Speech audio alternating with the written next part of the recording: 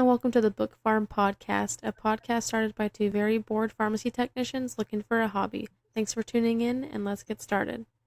It's been a while. It's been a while. This is the book we're going over.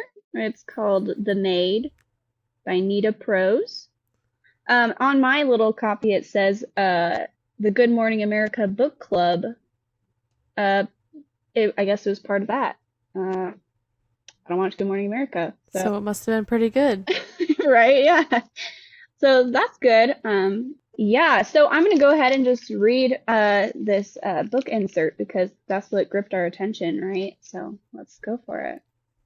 It says, Molly Gray is not like everyone else. She struggles with social skills and misreads the intentions of others.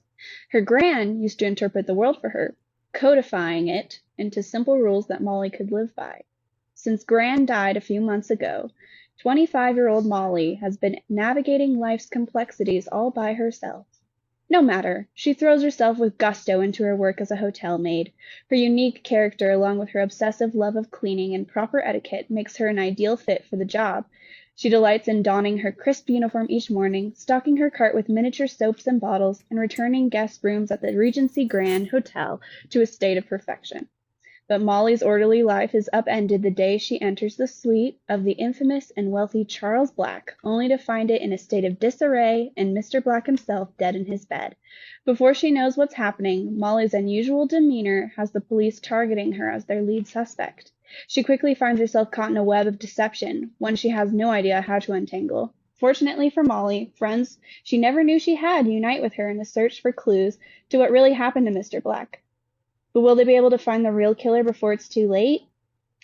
Our first chapter, chapter 1, so it's split up into days of the week. So the first 5 chapters are Monday, so that's what we will be covering today.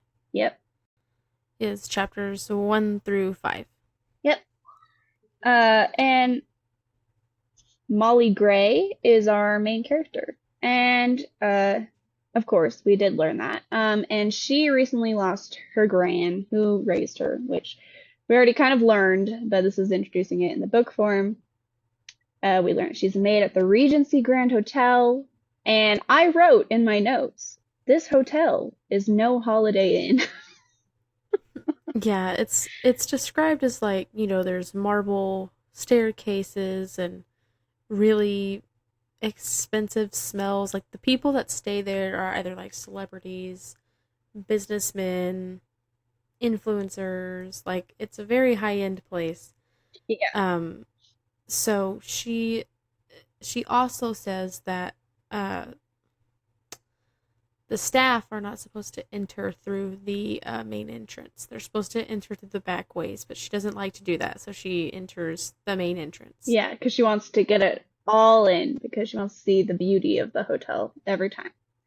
It's just cute. And she says everybody does that anyway, so she finds it. Because the thing about Molly, we learned that she, in the synopsis it says proper etiquette. She likes to follow the rules. So that is a big thing that Molly does. So we learn about Mr. Black and the second Mrs. Black. Mr. Black is very successful in his real estate, so I guess like he owns most of the city, which we don't know what city. I don't think she said where they live, but I think it's British. I'm assuming that I think they're in England. Yeah, I think it's British because they say things like trolley instead of cart when she's talking about her cleaning cart. I think it's British. So it's like a day in the life of Molly. She's very thorough. She takes her job very seriously. To me, I put she kind of makes me think that she might be on the spectrum a little bit. Yeah, like she doesn't really know. Like, so it says that her gran simplified life into different rules, and a lot of that has to do with like, most people's humor. She doesn't understand when people are being rude to her Or funny. or when people are making jokes at her. Right. Like numerous times in the first 5 chapters, she asks certain characters, "Are you laughing at me or are you laughing with me?" Yeah. And it's like she just can't tell the difference, Yeah. unfortunately. Uh, but I think this is cute. And she also, oh, Go ahead. yeah, she's a pretty cute main character. She also pays attention to a lot of the details, Hmm. which is part of like why she really likes to clean. Like she does not like dirt. Yeah, She's super germaphobe. so Uh, relatable. but yeah, pays attention to like pays attention to a bunch of little details that nobody would catch. Yeah. And yeah, she's very good at her job. But that day she cleans the Black's penthouse, and Mrs. Black was in the shower for a very long time, she mentions, which we learn more about that later on. Just not a lot, but a little bit. And so because of that, she was going to return later to clean the bathroom. She comes back to the room later, like a few hours later, and the room is wrecked when she cleaned it a couple hours before. Like she never cleaned it in the first place. And she goes in the bedroom, and that's where she finds, notoriously, Mr. Black dead in the bed. She Dead in calls, his bed. yeah. So she calls the front desk, who is unhelpful. They say, so she's all like, "Help!" She said something like, I don't know, but the front desk tells her, "Well, contact housekeeping. That's not our problem." And she was Yeah. like, "What?" And then she faints. And then when well, like she almost faints maybe, but once she gets up, she calls Mr. Snow, who is the hotel manager, and he comes shortly after with the police. And she is now in Mr. Snow's office. So the day was normal up until she went to the Black's room, because that's when she mentions briefly that she and Mrs. Black had been getting along. Were kind of friendly. She Yeah, like considered, they had a friendship. yeah. And so when Mrs. Black was really upset and hiding in the bathroom, she was concerned a little bit. Uh, and so now she's in Mr. Snow's office, right? And this is now chapter 2. She's mentally walking through her day. Uh, like she walked through the main entrance at the beginning of the day. She talks about Mr. Preston, the doorman. And uh, he was Gran's friend. And he helped her get the job. Well, he mentioned to Gran that there was a job opening for a maid. And so, but she Hmm. talks very highly about Mr. Preston. When she gets her cleaning cart slash trolley, she notices that Cheryl, her supervisor, didn't switch out her supplies like she was supposed to, because Cheryl sucks. Not that Molly would ever say Yeah, that. Cheryl's lazy. Um, she explains that the other maids don't Well, like Cheryl, and they call her Chernobyl. well, because they explain her character as kind of somebody that likes to go in before everybody gets there in the morning and steal the big tips from certain guests, Yeah. which is incredibly annoying. And steal, it's just raw, it's just awful. Um, but yeah, the other maids call her Chernobyl, but Molly does not participate in this activity because it's rude, and Molly is a professional. Molly also mentions that uh, Sunshine and Sunitha, Sunitha. I found it interesting that both their names had sun in them. There were two other maids introduced. They were just mentioned in passing, you know. Uh, she says Sunshine is like super happy and super nice, and then Sunitha is more reserved. And then Molly restocks her own cart. But they both do their job. Yeah, they do their job. They don't mess with anything or anything like that. So Molly restocks her cart and goes down to the kitchen to get water from Juan Manuel. And my first thought was that she was crushing on Juan, but she's actually slipping him key cards because he's homeless. Yeah, because his family is back in Mexico, Right. I think is what he said, right? Yeah. And he's the only one that works, and he sends them money Hmm. whenever he gets a paycheck. And he essentially shows her this picture and is like, "This is why I do it," you Yeah. know. So she slips him his new room card. He goes in after hours, and then he has to leave by 9 because Cheryl likes to go in early and steal tips. Right. And when he shows her this picture, she notices his wrists are burned. And he dodges questions about it and doesn't want her to tell Mr. Snow. And he doesn't meet her gaze when she's talking to him, which is, suspicious. Uh, but, he could have been doing, I don't know, whatever. Uh, I mean, it's an odd thing to be like, oh, I don't know. He blames it on, like, he got burnt on some portion of the dishwasher. Right, yeah. And of course, Molly, being Molly, she's like, "You need to report that to Snow because that's a safety violation and it needs to get fixed." And he's like, "Oh, whatever." Right, yeah. Um, and then Molly stops by Social, the hotel bar. So the hotel bar is called Social, which I thought was kind of cool. And she chats with Rodney, the bartender, uh, Who she is crushing on. who she is crushing on.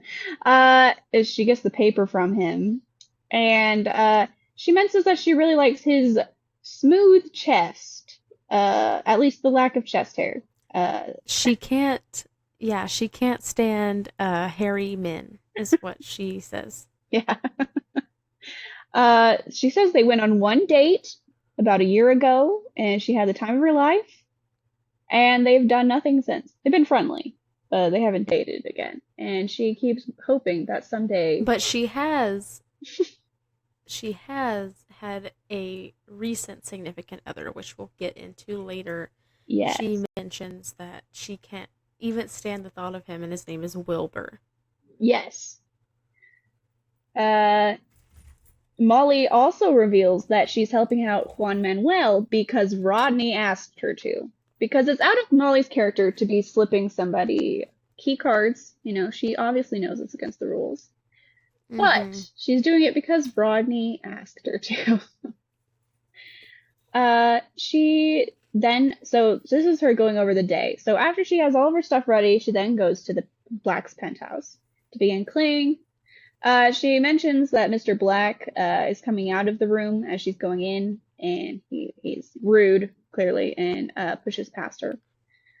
Mrs. Black, the second, Mm-hmm. she And he, keeps she mentioning. also notes Go ahead. she also notes that he has a paper in his breast pocket that says deed, Oh, yeah.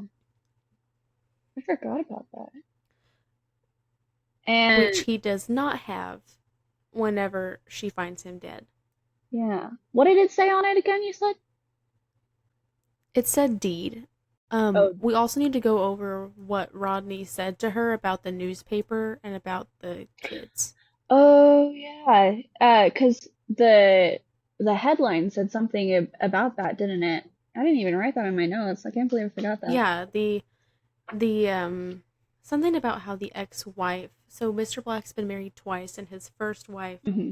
made a remark to the public explaining that the only way that his legacy would basically uh, ensue was if Victoria Black, his daughter, who owns like half of his shares, chose to continue the business.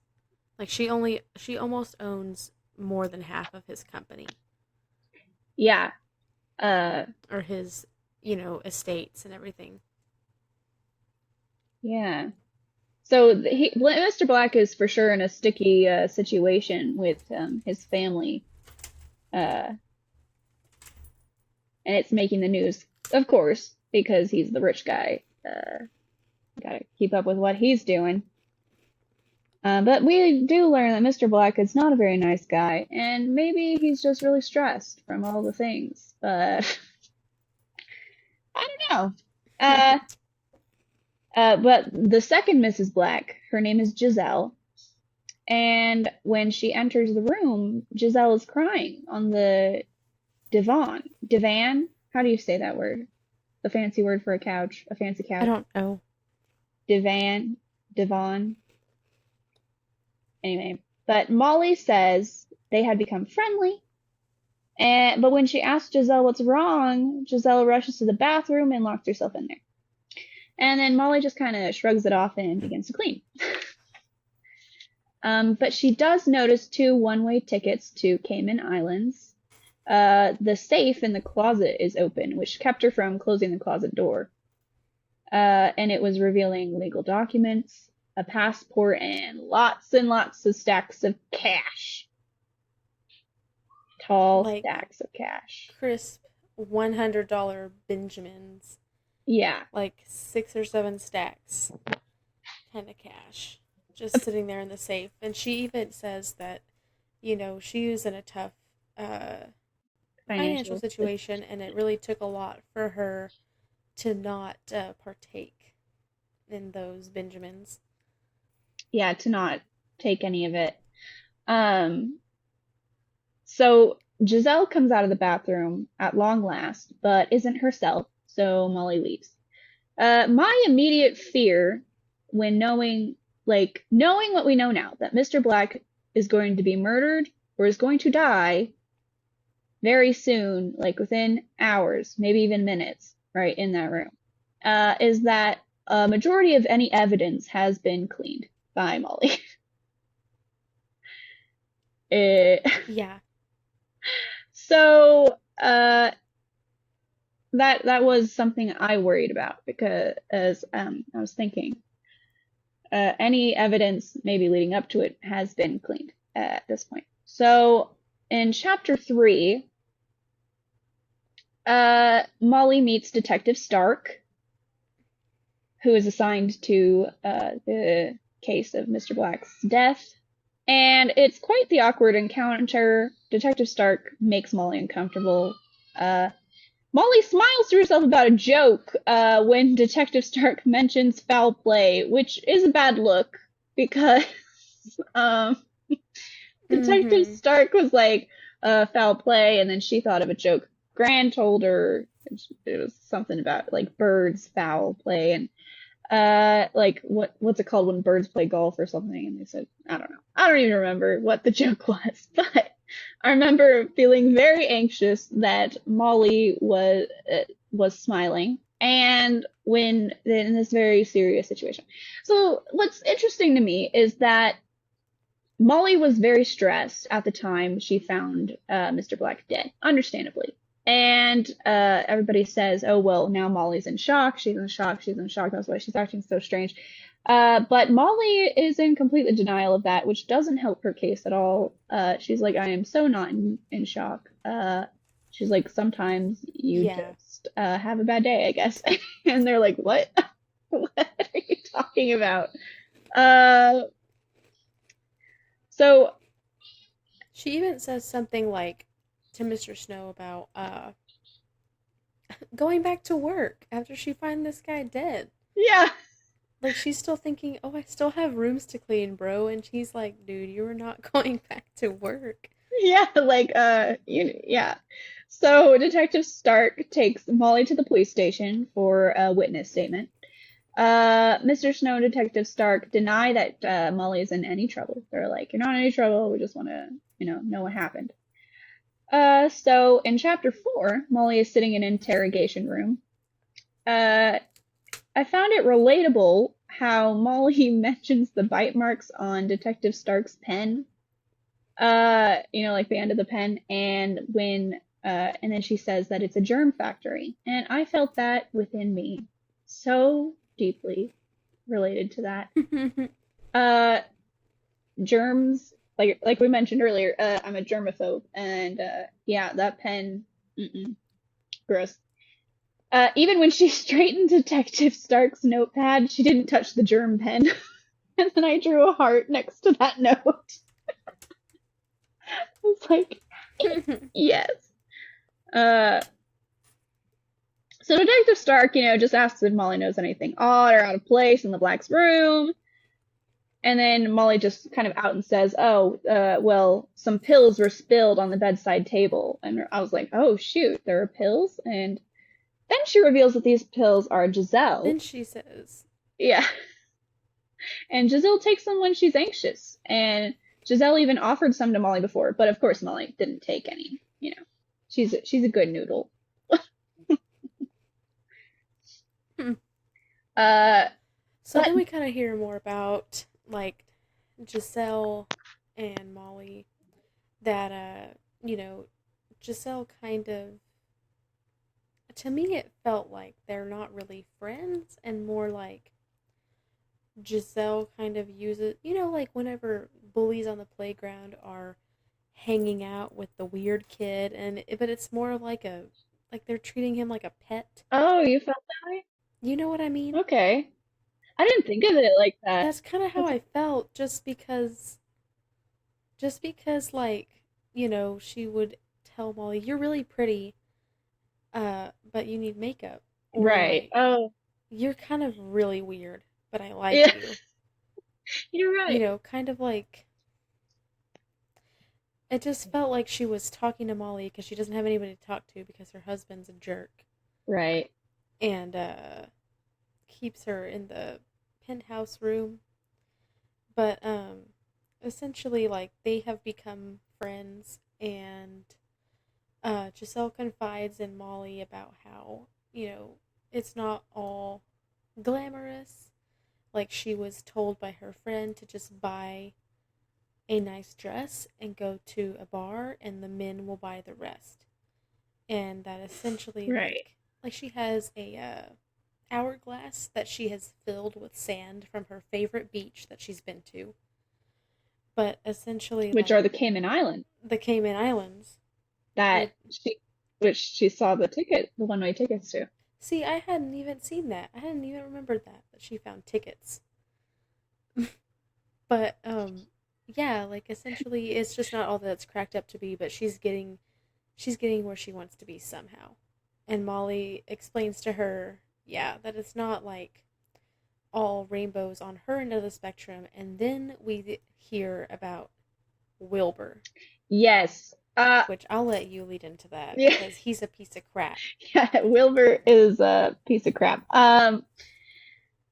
I just wanted to backtrack actually just a little bit, when we also learned that, you know, Molly explains Giselle as someone who doesn't embarrass her when she misunderstands social situations. There was an example when Mr. Black, she walked in the room and she said, "Hello, Mr. Black, is now a good time for me to return your room to protection," or whatever. And Mr. Black said, "Does it look like a good time to you?" And she said, "Yes," and then started vacuuming. And Mrs. and Giselle was all like, "Molly, no, no, no, no, no, don't do that. He doesn't want you to do that. He's basically telling you to a not very nice thing, telling you to go away." And Molly was like, "Oh," and she was so embarrassed, but she didn't feel like Giselle embarrassed her. She was just, I don't know. But Giselle also will just like hand her wads of cash as tips, which is nice for Molly. Uh, but Molly notices like bruises on Giselle's body. So we can assume that Mr. Black is physically abusive towards Giselle, I think. And also, Mr. Black is a cheater. Again, Mr. Black is not a very good person either. And that's when Molly says he reminds her of Wilbur, because her understanding of bad guy, or a person she dated or had a relationship, her relating to Giselle is her and Wilbur, even though Wilbur didn't hit Molly or anything or cheat on her, that we know of. And here we kind of find out a little bit more about Gran We do as well, for sure. and yeah, how Gran raised Molly. Yeah. Giselle also mentions that everyone tells her to leave Mr. Black, including his ex-wife, and Molly also tells her to leave Mr. Black. She's like, yeah, I think you should leave him. So Wilbur is Molly's ex. He caused her money slash financial struggles, which she mentions at the beginning of the book as well. Molly, uh, oh, so going back real quick, sorry.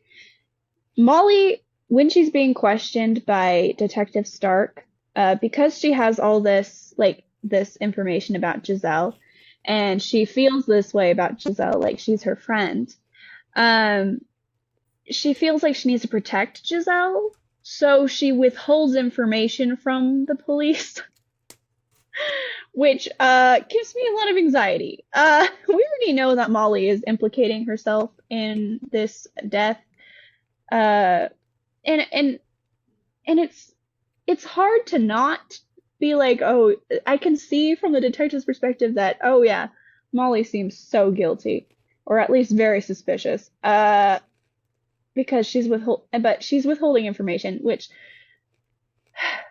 I don't know, because like if she just told, because she feels like she needs to protect Giselle, because she knows the number one person suspect in a murder is always going to be the spouse or a partner in the relationship. That's always the number one person most likely to murder you. So of course they're always looked into.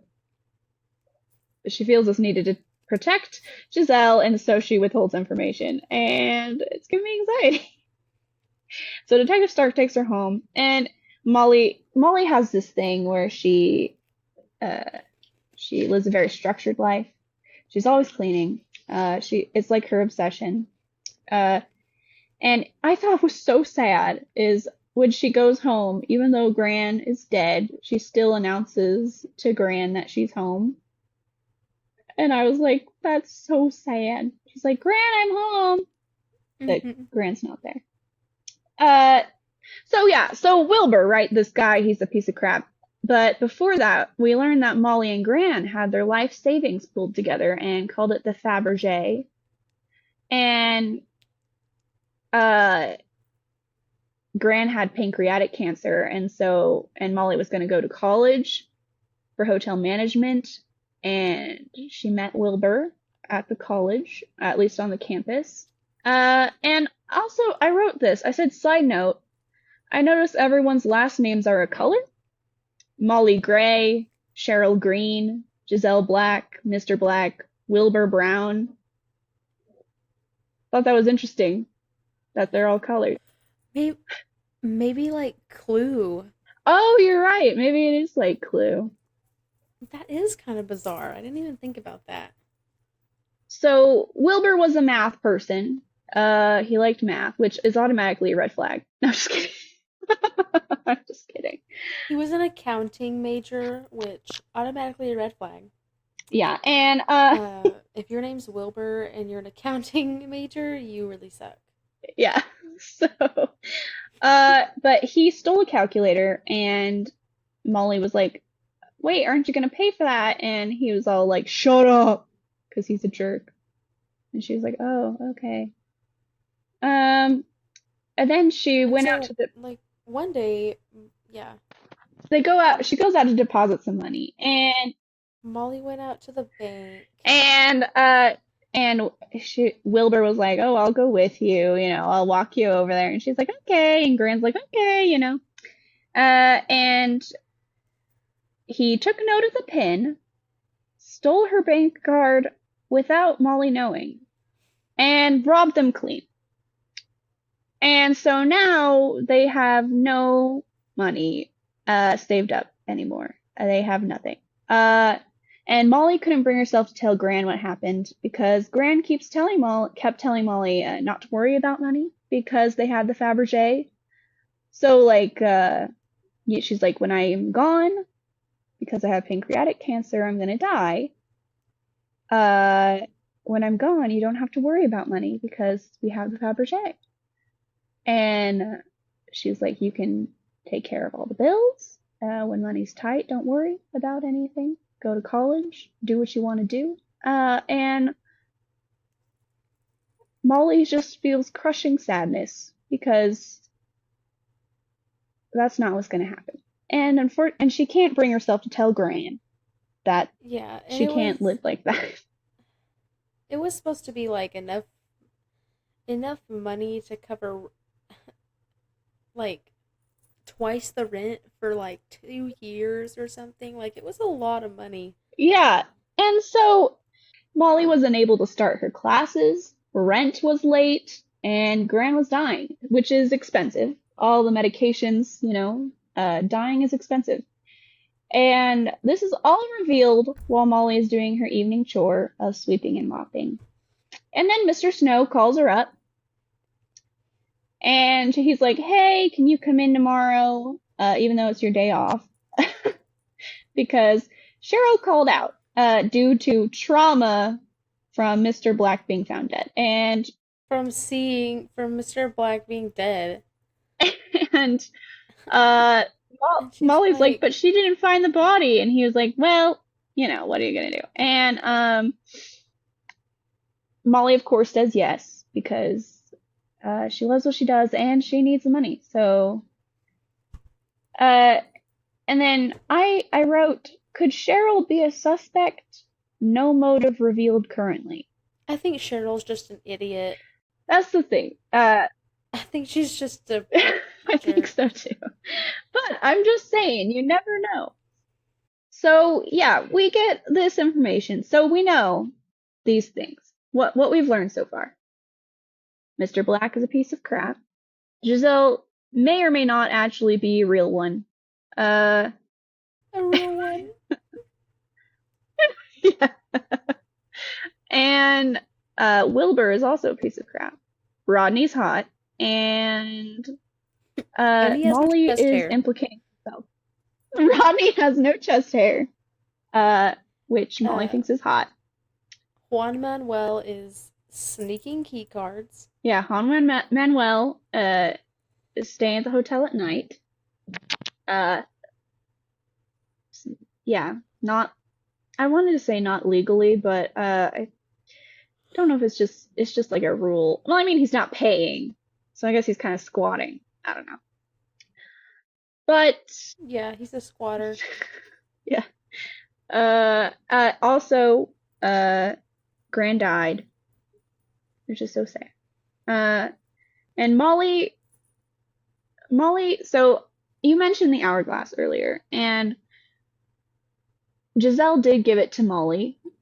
Giselle said that the hourglass was given to her empty, from her mentor.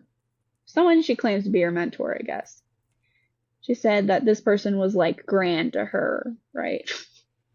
Yeah, it's like essentially taught her how to be a sugar baby. Yeah, and she told her to take sand from one of her favorite beaches and fill the hourglass with it.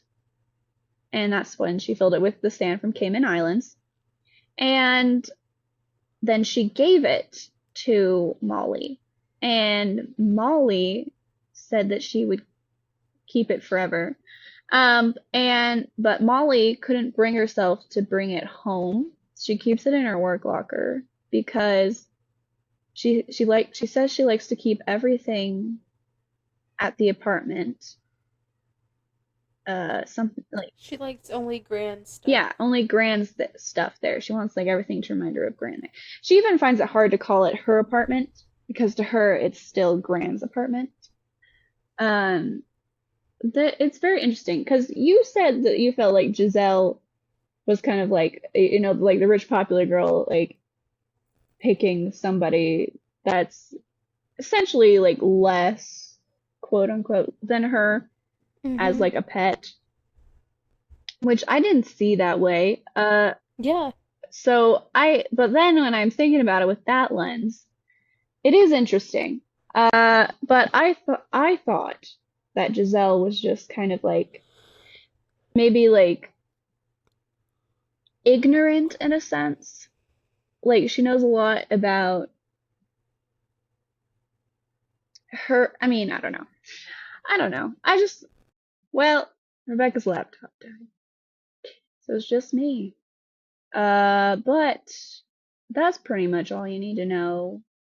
Uh,